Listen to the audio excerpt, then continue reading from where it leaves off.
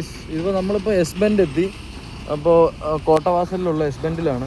ഇത് പകുതി തമിഴ്നാടിനും പകുതി കേരളത്തിനും അങ്ങനെ എന്തോ ഒരു പ്രശ്നമുണ്ട്. അപ്പോൾ ആ ഒരു വിഷയം ഉള്ളതുകൊണ്ടാണ് ഈ ഒരു റോഡ് ഇപ്പോഴും ഇങ്ങനെ നിയമക്കുരുക്കിപ്പെട്ട് വികസനമൊന്നും ഇല്ലാതെ കിടക്കുന്നത്.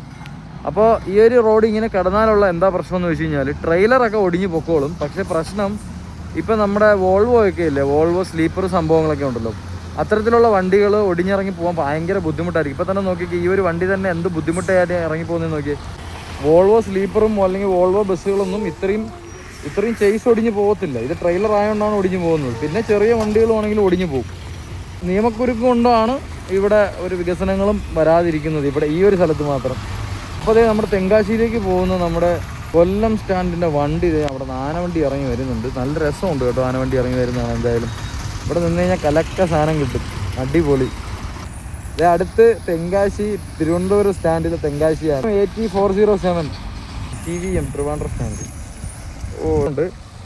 അപ്പോൾ എസ് ബെൻഡ് എടുക്കണം, എസ് ബെൻഡ് നിങ്ങളെയും കൂടി കാണിക്കണം എന്നൊരു ആഗ്രഹം ഉണ്ടായിരുന്നു. അപ്പോൾ അതുകൊണ്ട് റിസ്ക് എടുത്ത് നേരെ നടുക്കതേ നമ്മളിവിടെ ഇങ്ങനൊരു സ്ഥാനത്ത് വന്ന് ഇങ്ങനെ നിൽക്കുകയാണ്. അപ്പം ചില സമയത്ത് ഭയങ്കര ട്രാഫിക്കാണ്. വലിയ വണ്ടിയൊക്കെ വന്നിട്ടേ അല്ലേ, ചിലർ അവിടെ നിന്ന് ഇറങ്ങി വരും, കാറുകാർ.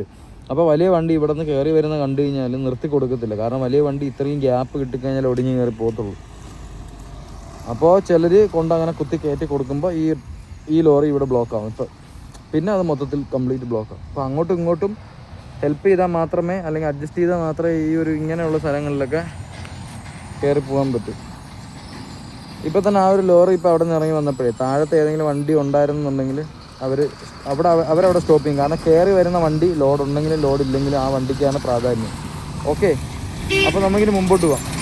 മലയാളിയാണെന്ന് തോന്നുന്നു ഡ്രൈവർ, ഫോണൊക്കെ അടിക്കുന്നുണ്ട്.